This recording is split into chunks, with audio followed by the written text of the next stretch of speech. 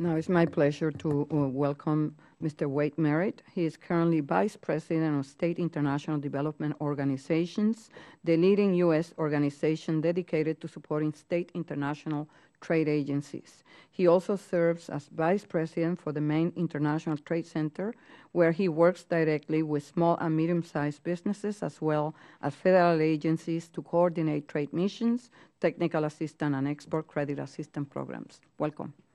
And thank you for being here. Thank you, Ranking Member. Chairman Graves, Ranking Member Velasquez, members of the committee, thank you for inviting me to testify today. My name is Wade Merritt. I am the Vice President of the Maine International Trade Center and currently serve as Vice President of SIDO, which is the National Association of State Trade and Export Promotion Agencies, and are an allied but separate group of boots on the ground providing export development services in the United States. Nationally, SIDO states currently boast a domestic staff of 300 with a total budget of over $83 million for international development. And though that's not a lot when compared to the overall budget for the commercial service, our overhead is lower and we've become experts in doing much more with much less. The President's goal of doubling exports is ambitious and requires robust export development programs at both the state and federal level. The President also suggested that this growth be led not by the Boeings and Caterpillars of the world, but by small and medium-sized businesses like my friend here from the University of Maine, Maritime Applied Physics, or the 80% of my clients in Maine who have fewer than 100 employees. These small and medium-sized businesses hold the largest potential but also require the greatest level of overseas support. A 2006 World Bank study demonstrated that on average every dollar spent by countries on export promotion yielded $40 in new exports. And you heard from Director General Kumar that commerce is showing a much higher number than that, and I would point out that our number was from 2006. Presently, our country's export promotion spending by percentage of what we export, and this is state and federal combined, is much closer to that of a developing country than to our peer nations. There's a lot of room to grow, and the time to take advantage of that opportunity is now. The states, working collaboratively with the federal government, are ready to do our part. However, as states are being called upon to provide even higher levels of service, the current fiscal crisis has prompted state governments to make difficult choices. In just 2 years, state support for trade development and investment attraction has dropped by 20%. States are having to choose short-term budget fixes over long-term solutions, and as I mentioned earlier, foregoing an investment with a proven 40, 90, or 135 to 1 return just isn't a choice that states should have to be making. The STEP program through the U.S. Small Business Administration is now poised to provide much-needed support to our state trade offices and exporters. While the rollout of the program has been delayed as metrics have been revisited, proposals have unexpectedly had to be reformatted and resubmitted, and I can attest that I've personally been wrestling with this while simultaneously preparing this testimony.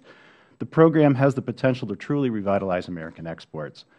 Once STEP program funds are rewarded, states will quickly be in a position to enhance the services and assistance available to small and medium-sized exporters in our states. I think that's a key point because we're much closer to the ground.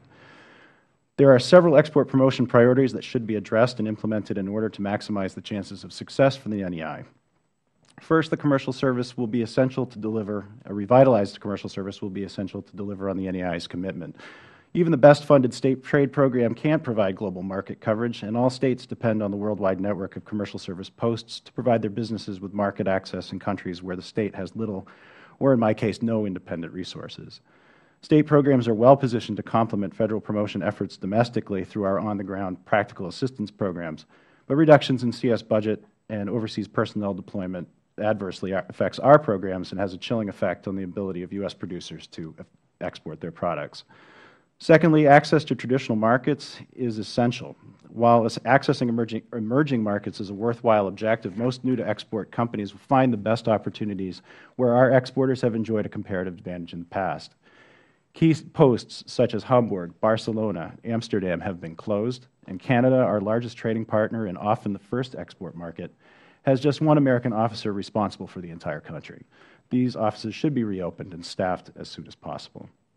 Third, pricing for CS services. We heard that earlier, such as Gold Key and International Partner Search, should be maintained at the current rate, which we believe is affordable for small business.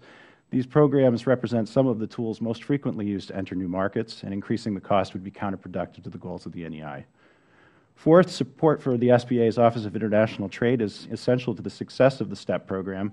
Through STEP, the Federal Government has provided much-needed assistance to boost non-agricultural exports, Now it's necessary to fulfill that commitment by affording the SBA the resources it needs to name a full-time associate administrator for international trade and to supplement its staff with the numbers necessary to roll out this pilot program successfully and efficiently. And finally, an enhanced partnership between the Federal and State trade agencies to seamlessly deliver customer-focused services is critical to expanding the pool of successful U.S. exporters and promoting market diversification among existing exporters. In order to better coordinate efforts and avoid duplicative services, there needs to be a mechanism for sharing metrics, tracking successes, and identifying areas for improvement where currently there is no incentive for collaboration. American exports create and sustain millions of jobs in the U.S., and current prospects for expansion are excellent, but a collaborative partnership that combines resources and finds efficiencies at the Federal and State levels in a systematic manner is the best way to assist companies in finding export success. Thank you, members of the committee, for allowing me the opportunity to speak, and I will also welcome your questions.